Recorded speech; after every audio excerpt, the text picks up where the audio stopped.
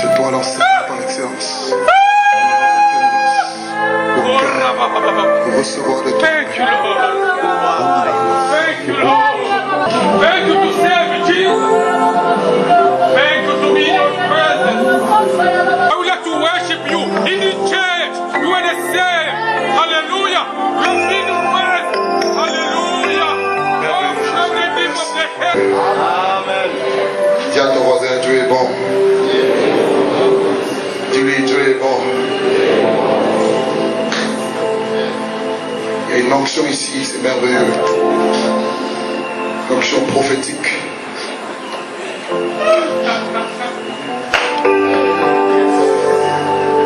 L'Esprit de Dieu est là. L'Esprit de gloire, l'Esprit de vérité. L'Esprit qui a ressuscité Jésus d'entre les morts.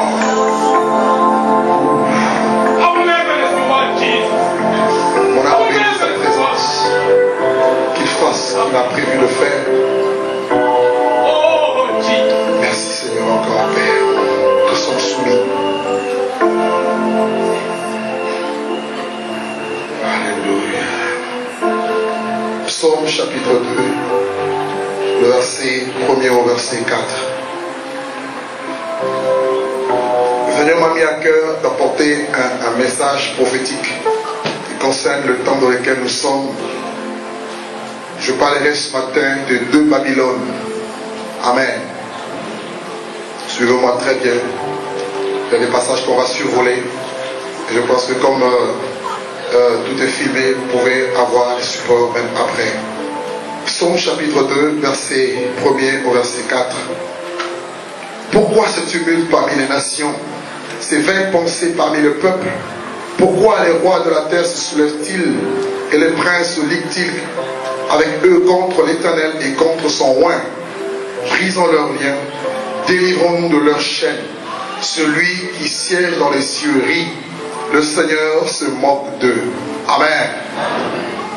La Bible nous parle ici du complot mondial. Le psaume 2 est lié au psaume 1er. Et c'est un psaume très très prophétique qui concerne, n'est-ce pas, la fin des temps et le règne de Jésus-Christ qui est le dernier règne. Ce que nous allons voir. Ici, David, animé par l'Esprit, il va poser la question à Dieu. Il dit, pourquoi ce tumulte parmi ces nations? Pourquoi ce tumulte parmi les nations? Et le mot tumulte ici, en hébreu, veut dire ragash, qui signifie simplement conspiration ou agitation, ou sinon complot. Donc, en gros, la Bible nous enseigne que les nations vont se mettre ensemble Ils vont avoir une conspiration ensemble. Ils vont comploter des projets contre l'Éternel et contre son oint. Et il dit, et ces vaines pensées parmi le peuple, les rois de la terre se soulèvent-ils? Pourquoi les rois de la terre se soulèvent-ils? Et les princes se liguent-ils avec eux contre l'Éternel et contre son oint? Donc les nations et les princes de ce monde, les rois de la terre, ils vont se liguer. Le verbe liguer ici en hébreu veut dire yakad, qui signifie s'asseoir autour d'une table pour délibérer. Donc la Bible nous dit que les nations et les rois de la terre vont s'asseoir ensemble, ils vont s'assembler et ils vont se liguer contre l'Éternel et contre loin de l'Éternel. Et nous savons que loin de l'Éternel, c'est Jésus-Christ de Nazareth, le Messie, le Christ. Ils vont se mettre ensemble et ils vont avoir des projets. Et le verset 3, il dit, brisons leurs liens et délivrons-nous de leurs chaînes. Il est question ici de quel lien? Il est question de liens de l'Éternel et des liens de loin de l'Éternel. Les liens de Dieu, les liens de l'Éternel, en hébreu le même terme lien signifie le joug. Or, nous savons que l'évangile est pour nous le joug.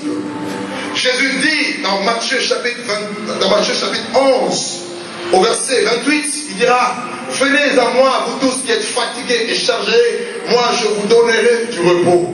Et il ne s'arrête pas là, il dira, prenez aussi mon joug avec vous. Prenez mon joug avec vous. Prenez mon fardeau avec vous. Car mon joug est doux et mon fardeau est léger. Recevez en même temps mes instructions. Donc nous voyons que ici les liens dont il est question de la parole de Dieu. Les liens de la parole de Dieu. Pourquoi? Parce que Dieu soutient toutes choses par sa parole puissante.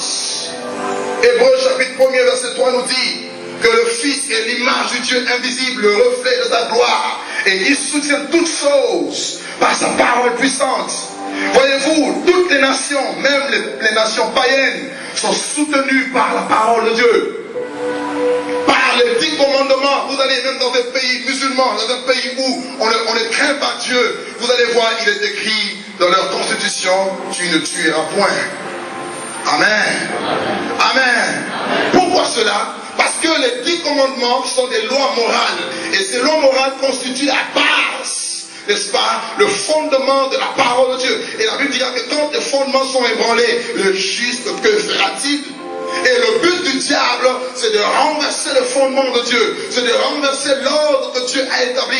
Voilà pourquoi il va animer les nations. Voilà pourquoi il va animer le peuple. Et ils vont se liguer ensemble contre l'Éternel et contre son oint.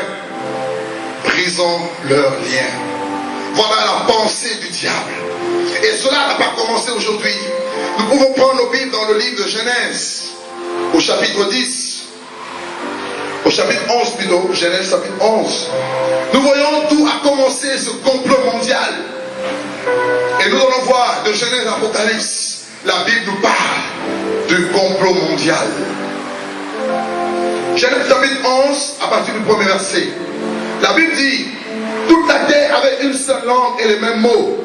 Et quand ils étaient partis de l'Orient, ils trouvèrent une plaine au pays de Shinéar et ils y habitèrent. Et ils se dirent l'un à l'autre, allons, faisons des briques et cuisons-les au feu. Et la brique leur servit de pierre et le bitume leur servit de ciment.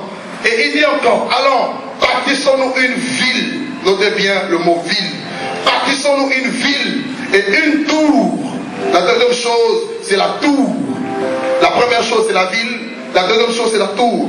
Dans le sommet touche au ciel. Et faisons-nous un nom, afin que nous ne soyons pas dispersés sur la face de toute la terre.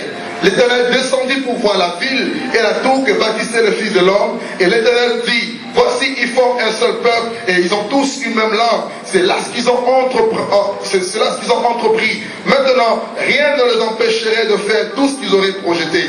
Allons, descendons et là confondons leur langage, afin afin qu'ils n'entendent plus la langue les uns des autres. Et l'Éternel les dispersa loin de la face de toute la terre, et ils cessèrent de bâtir la ville. Et c'est pourquoi l'on appela du nom de Babel ce lac de l'Éternel, confondu le langage de toute la terre, et ce lac de l'Éternel les dispersa sur la face de toute la terre.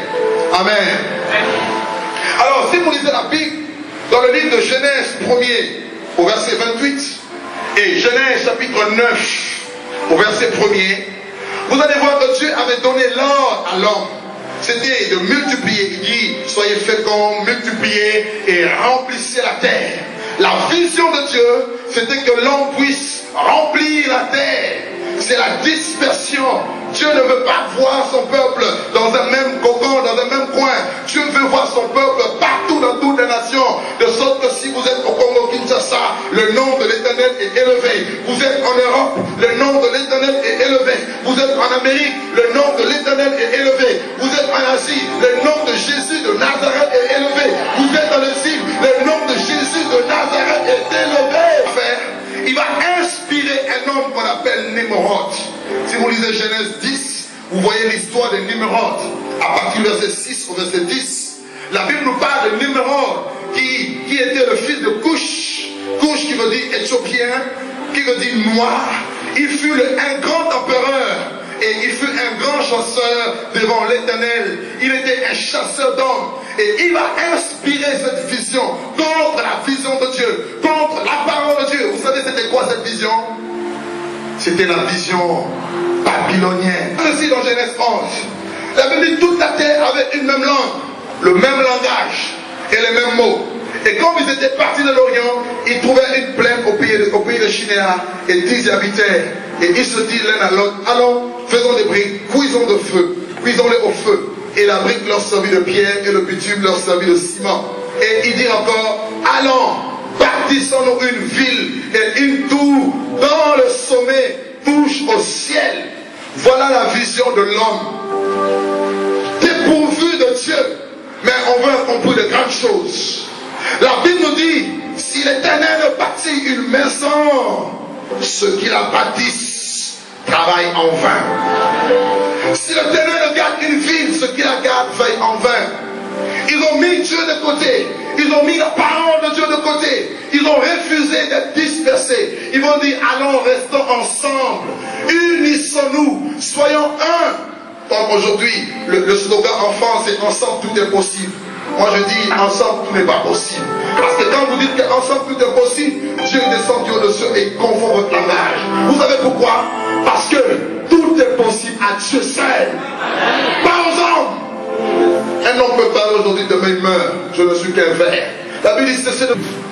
Mais confiez-vous en l'Éternel de tout votre cœur, de toute votre âme. Quiconque met sa confiance en lui ne sera jamais dans la confusion. Parce que l'Éternel est mon berger.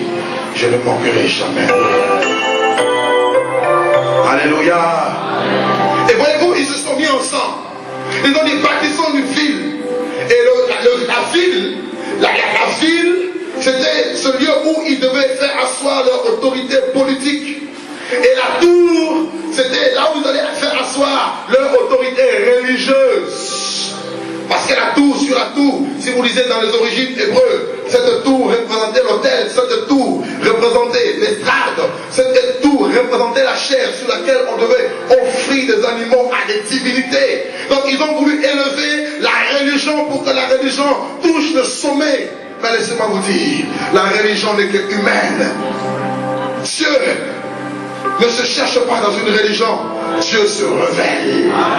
La Bible dit, la parole a été faite chair et elle a habité parmi les hommes, pleine de grâce et de vérité. Nous avons contemplé sa gloire comme la gloire du Fils unique venu de Dieu le Père. Ils vont mettre en place la religion. Et la ville ici, c'est la Babylone. Parce que Dieu est descendu après et il a confondu leur langage. Amen. Il a confondu leur langage.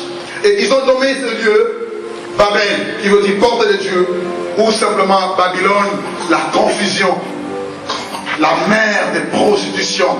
Si vous lisez la Bible, vous allez voir que Babylone a un arrière-plan mystique, occulte. pleine de séduction et pleine d'abomination. Ils ont mis en place la Babylone politique et la Babylone religieuse dans le but de combattre le plan de l'Éternel. Et laissez-moi vous dire, le diable, il fait tout pour arrêter le plan de Dieu. Alléluia. Et plus tard, si vous lisez Daniel 2, à partir du verset 31, la Bible nous parle que le roi Nebuchadnezzar avait vu un songe. Et Dieu va lui montrer qu'une grande statue. Et il va se réveiller, il va oublier le songe. Et Daniel, par la grâce de Dieu, va venir et va lui relater le songe oublié et l'explication du songe. Et la tour, plutôt, la statue, la grande statue, était composée de 4 parties. La tête était en or. Et la poitrine et les bras étaient en airain. Et partie des jambes, c'était on peut le prendre. Daniel chapitre 2. À partir du verset 31. Immense et d'une splendeur extraordinaire. Et tel était debout devant toi. Et son aspect était terrible. La tête de cette statue était d'or pur. Sa poitrine et ses bras étaient d'argent. Son ventre et ses cuisses étaient d'airain. Et ses jambes de fer et ses pieds en partie de fer et en partie d'argile. Tu regardais lorsqu'une pierre se détacha sans le secours d'aucune main et frappa le pied de fer et d'argile de la statue et les mit en pièces. Alors le fer, l'argile, les reins, l'argent, l'or furent brisés ensemble et devinrent comme la balle qui s'échappe du nerf en été et de la pierre. Qui avait frappé la statue devint une grande vision que Nebuchadnezzar avait eue. Dieu lui avait montré les royaumes qui allaient succéder parce qu'il était le roi de Babylone. Et les 4 métaux qui représentent cette statue, qui composent cette statue, constituaient les 4 empires ou les 4 royaumes qui sont venus. Vous avez l'empire, le royaume babylonien qui était un empire très puissant. Et après l'empire babylonien, vous avez les Mèdes et les Perses, l'empire médo-perse. Et troisièmement, vous avez l'empire grec. Et enfin, vous avez la partie de pierre en partie d'argile et en partie de fer. C'était l'empire romain qui fut un grand empire à l'époque. Et Dieu va confirmer cette vision à Daniel. Et dans Daniel chapitre 7, à partir du premier verset jusqu'au verset 8, Daniel va voir la même vision, mais autrement. La Bible dit la première année de Belchassar, roi de Babylone, Daniel eut le songe et les visions se présentaient à son esprit pendant qu'il était sur sa couche. Ensuite, il écrivit le songe et raconta les principales choses. Daniel commença et dit, je regardais pendant mes visions nocturnes et voici 4 vents des cieux firent irruption sur la grande mer. Et notez une chose, c'est que la mer ou les eaux dans la Bible représentent les nations. Apocalypse 17, verset 15. Les nations. Quand la Bible parle des eaux ou des mers, de la mer, la Bible veut simplement parler des nations. Donc il y a eu 4 vents qui ont fait irruption sur la grande mer, et sur les nations. Et le verset 3. Et 4 grands animaux sortirent de la mer, différents les uns des autres. Le verset 4. Le premier était semblable à un lion. Et il avait des ailes d'aigle. Et je regardais jusqu'au moment où ce fut donné. Et voici un deuxième animal était semblable à un ours. Et il se tenait sur un côté et il avait 3 cordes dans la gueule entre les dents. Et donc il donna, et on lui disait plutôt, lève-toi, mange beaucoup de semblable à un léopard. Et avait sur le dos 4 ailes comme un oiseau. Cet animal avait 4 têtes et la domination lui fut donnée. Et verset 7, après cela je regardais pendant mes visions nocturnes. Et voici, il y avait un 4e animal terrible, épouvantable et extraordinairement fort. Et il avait des grandes dents de fer, et il mangeait brisé et foulait aux pieds ce qu'il restait. Et il était différent de tous les animaux précédents. Et il avait 10 cornes. Amen. Amen. Amen. Je suis en train de nous amener quelque part. Je vous ai parlé de 2 Babylones. Ici, Daniel va avoir la même vision. Par contre, il verra 4 animaux, 4 grands animaux, qui représentent aussi des empires, mais qui ont en eux le caractère bestial, dépourvu de la nature de Dieu et dépourvu de l'amour de Dieu. Rappelez-vous, Paul va parler parler de l'homme naturel, de l'homme spirituel et de l'homme charnel. Amen. L'homme animal, c'est l'homme sans Dieu. Et c'est cette image. Nous voyons des animaux, 4 grands animaux sortis de la mer, sortis de nations. Et le lion était une représentation de l'empire babylonien, qui fut un empire très puissant avec Nebuchadnezzar. Et puis vous avez le royaume, plutôt l'empire de Mèdes et de Perses, qui est représenté ici par l'ours. Et vous avez le troisième empire, la Grèce, l'empire grec, qui est représenté par le léopard. Mais par contre, Daniel n'a pas vu le 4e animal. Dieu ne lui a pas permis de voir l'aspect du 4e animal. Parce que le 4e animal était terrible. Il dit qu'il était terrible, épouvantable et extraordinairement fort. Alléluia. Alléluia. Et il avait des grandes dents de fer. Tout à l'heure, les 10 cornes représentent quoi? Donc nous voyons ces 4 empires. Et si vous lisez l'histoire, les 4 empires ont réellement existé. L'empire babylonien, l'empire médo-perse, l'empire grec et l'empire romain. Et même l'empire romain était divisé en deux. L'empire romain d'Orient et l'empire romain d'Occident. Jésus est né. L'empire romain était au pouvoir. C'était les héros qui dirigeaient. Et ce n'était pas du tout facile. Voilà pourquoi quand les Juifs ont appris que le Messie venait, ils pensaient que le Messie allait le délivrer de la captivité romaine. Alors que Jésus, sa première venue, était d'abord pour installer le royaume de Dieu dans les cœurs. Il dit, le royaume de Dieu ne vient pas de manière à frapper les regards. On ne dira pas qu'il est ici ou il est là. Mais voici le royaume de Dieu est au milieu de vous. Parce qu'il dit, pourquoi le royaume est au milieu de vous? Parce que lui-même, en tant que roi de rois, il a habité parmi les hommes, plein de grâce et de vérité. Voilà pourquoi partout où il allait, il apportait la délivrance. Partout où il allait, il apportait la délivrance. Partout où il allait, il guérissait, il libérait et il ressuscitait les morts. Et il apportait aussi le message de vie. Répandez-vous, car le royaume de Dieu est proche. Amen.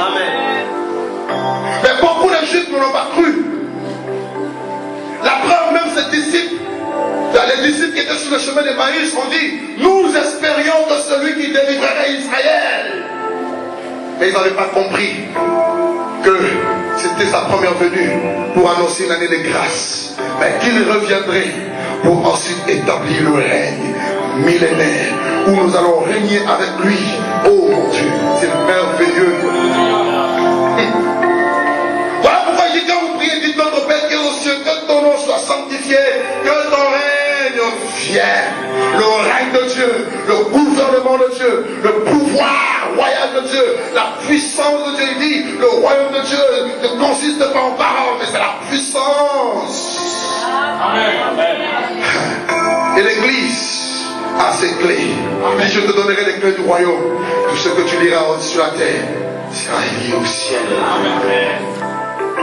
Amen. Jésus a trouvé l'Empire romain. Il a été crucifié par les Romains, bien sûr par le biais des Juifs. Et les apôtres ont connu aussi la persécution parce que l'Empire romain est un empire terrible. La plupart des apôtres ont été tués, décapités. Et Jean a été envoyé, il a été exilé dans l'île de Patmos parce qu'il fuyait la persécution. Parce que le 4e empire était là. Et nous savons que, d'après l'histoire, que le 4e empire, qui est l'empire romain, s'est écroulé en l'an 476 après Jésus-Christ. L'empire romain d'Occident s'est écroulé et il y a eu la naissance de l'Europe. Pourquoi l'Europe? Nous allons voir. Nous parlons de deux Babylones, la Babylone religieuse et la Babylone politique. Les deux systèmes que le diable met en place pour combattre les saints. Et tous ceux-là qui ne seront pas attachés au message de la croix ne rentreront pas dans le royaume. Jésus dit, depuis le temps de Jean-Baptiste jusqu'à présent, le royaume des cieux est forcé. Et ce sont les violents qui s'en emparent. Et Paul dit, ce n'est pas beaucoup de tribulations qui nous font rentrer dans le royaume des cieux. Apocalypse chapitre 13.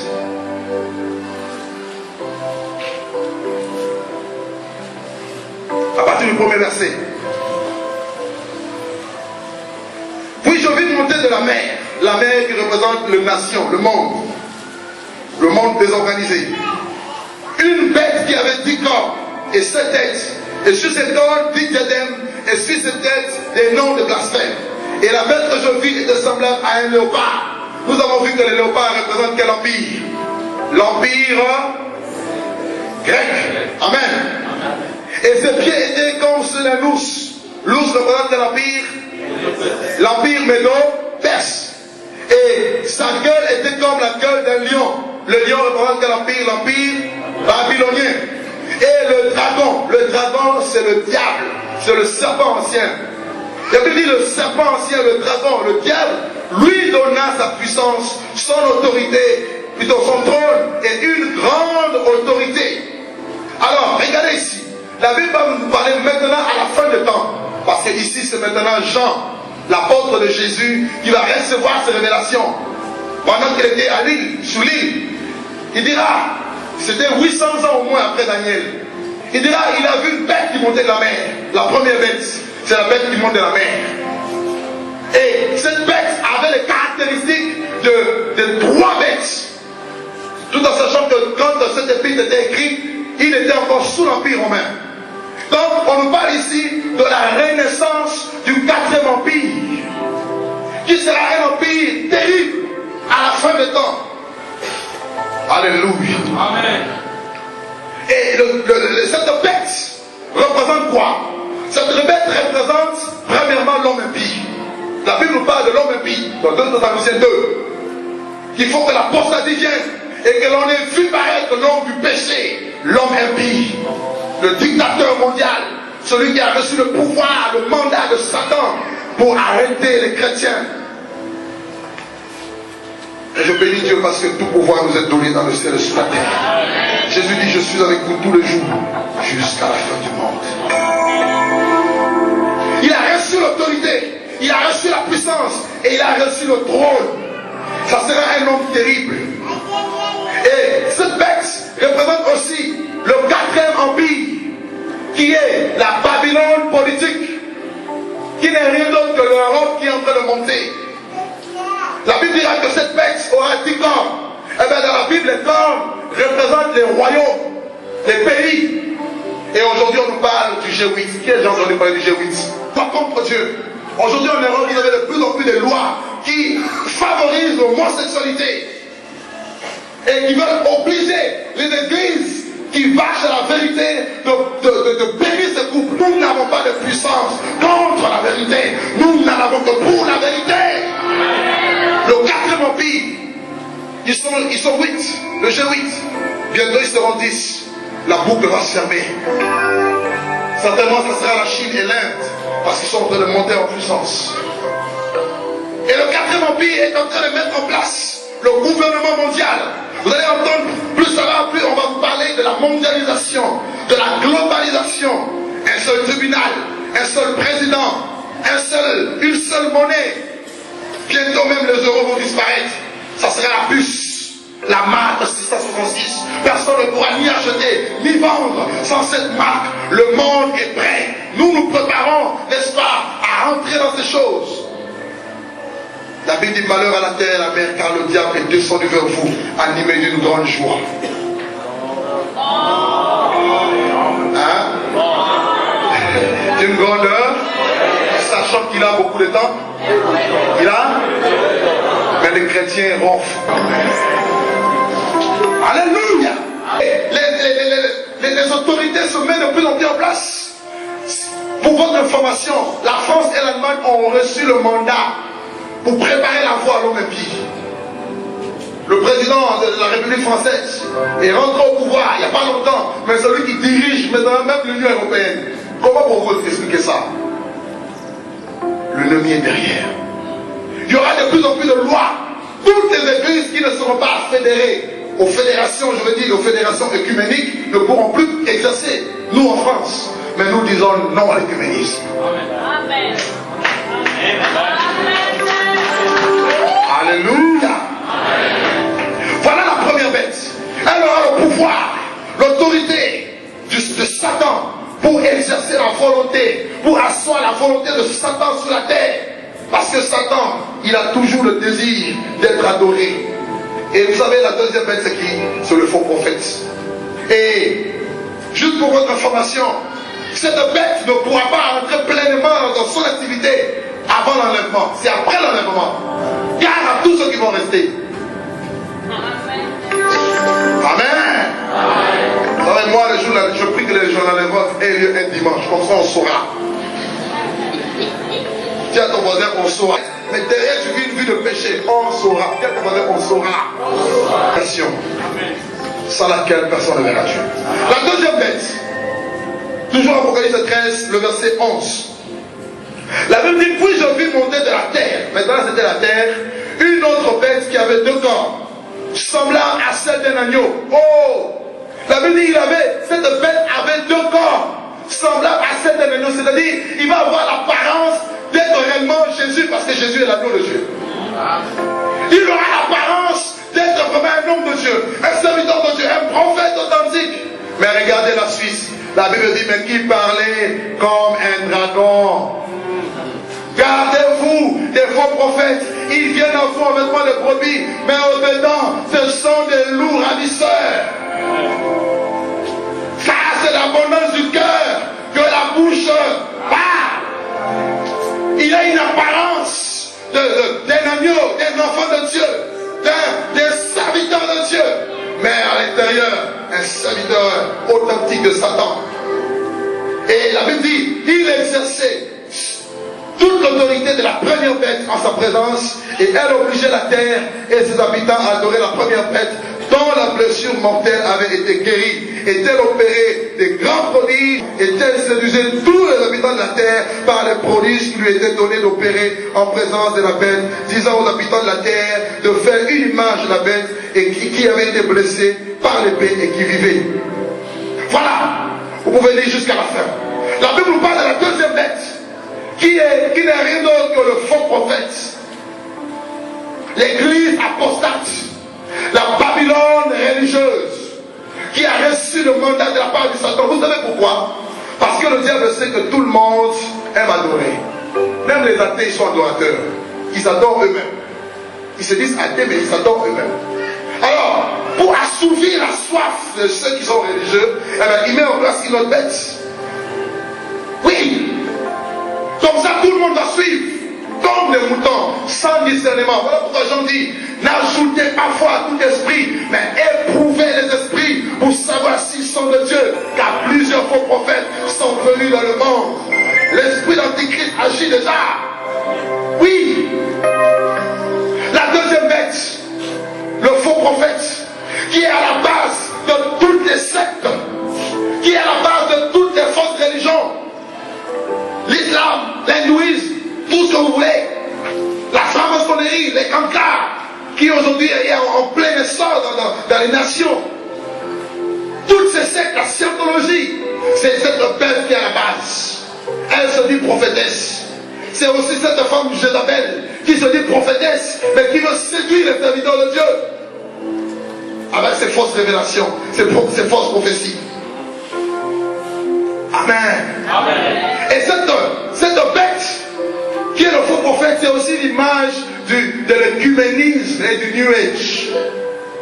L'écuménisme, soyons ensemble, catholiques.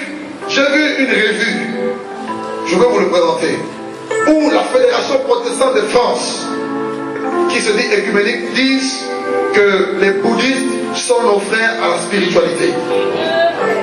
C'est une abomination. La Bible dit, il y a un seul Dieu, un seul Seigneur, un seul médiateur entre Dieu et les hommes. Ce n'est pas un homme, ce n'est pas un pasteur, un apôtre, un prophète, un saint quelconque, ce n'est pas Marie, le catholique, mais c'est la star des stars, le nom le plus élevé.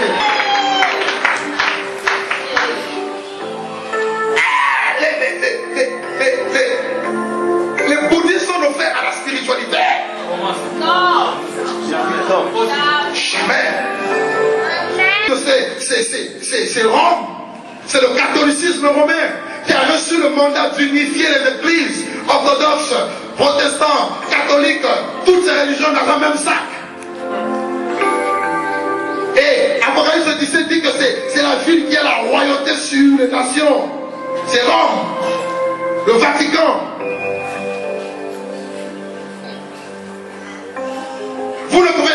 va passer par eux.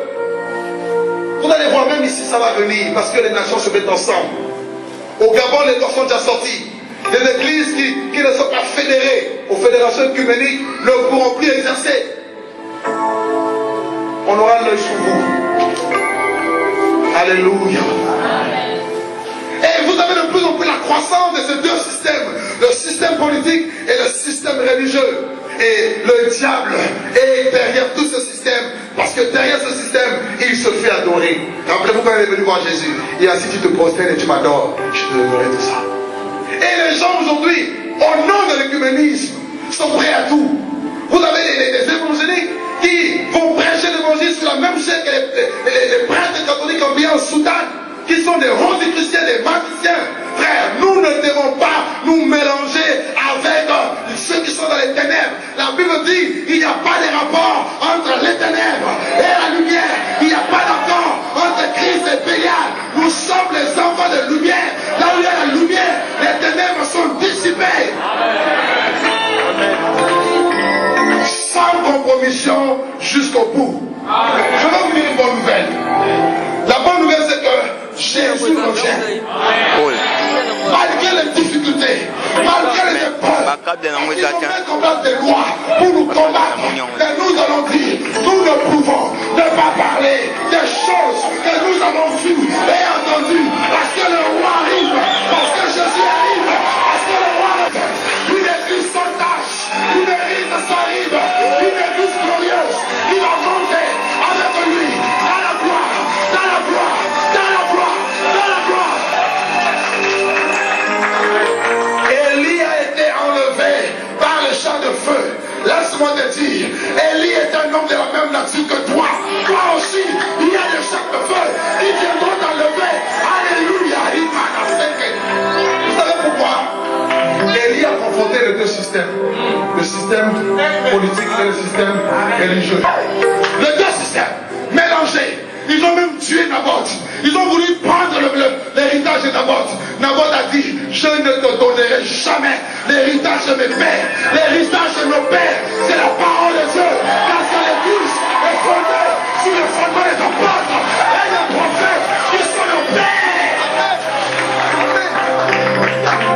Jamais tu peux te couper ma tête. Et voilà couper la tête de Jean-Baptiste. Jean-Baptiste n'a pas reculé. Nous ne sommes pas de ceux qui se reculent, nous se perdent. Mais nous sommes de ceux qui ont la foi pour sauver les âmes. Nous allons être enlevés. L'église sera enlevée dans la gloire. Parce que Jésus est prêt. Pour l'instant, il est en train de laver. Pour l'instant, il est en train de te préparer. Il est en train de te maquiller. Parce que tu seras une belle femme qui sera présentée à l'agneau de Dieu. Et quand le jour sonnera, la septième trompette va sonner. L'épouse du roi des rois sera présentée par l'agneau de Dieu. Jésus dit, vous aurez des tribulations dans le monde. Prenez courage. J'ai vaincu le monde. Quelle que soit l'oppression, quelles que soient les lois, nous ne devons pas nous compromettre. Non la compromission. Daniel est arrivé à Babylone. Il a dit, je ne mangerai pas le mets du roi et je ne boirai pas le vin du roi. Il a refusé la compromission. Parce que quand tu refuses la compromission, il y a un esprit supérieur. Il y a l'onction de Dieu. Et il voit ta tête d'huile. Et ta coupe va déborder. Oui, je te dis prophétiquement, ta coupe va déborder. Ta coupe va déborder. L'onction de Dieu, la gloire de Dieu, la puissance de Dieu, le message du temps va déborder à ta vie. Parce que tu refuses le système babylonien.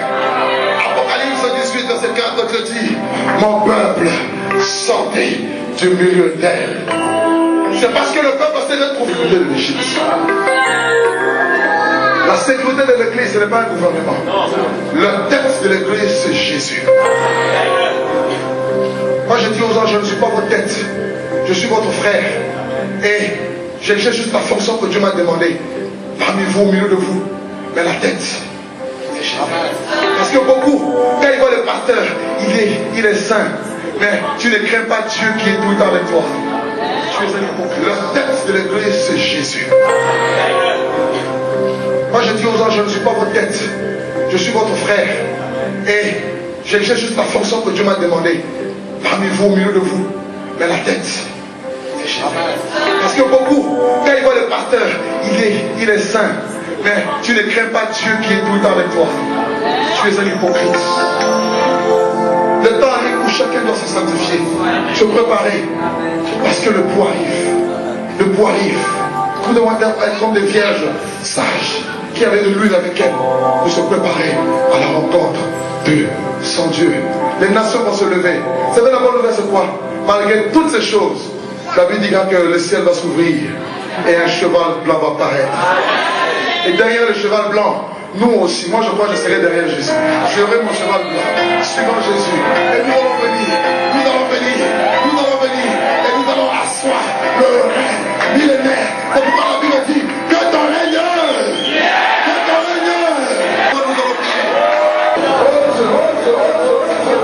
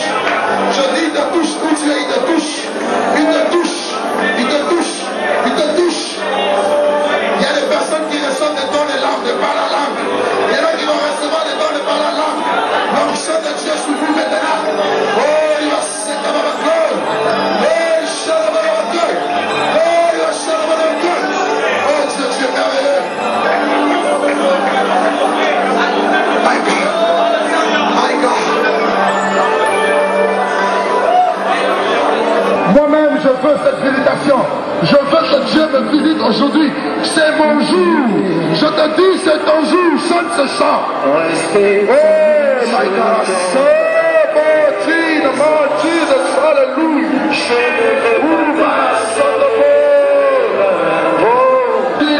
Jesus, glory above, glory to God, Jesus, hallelujah.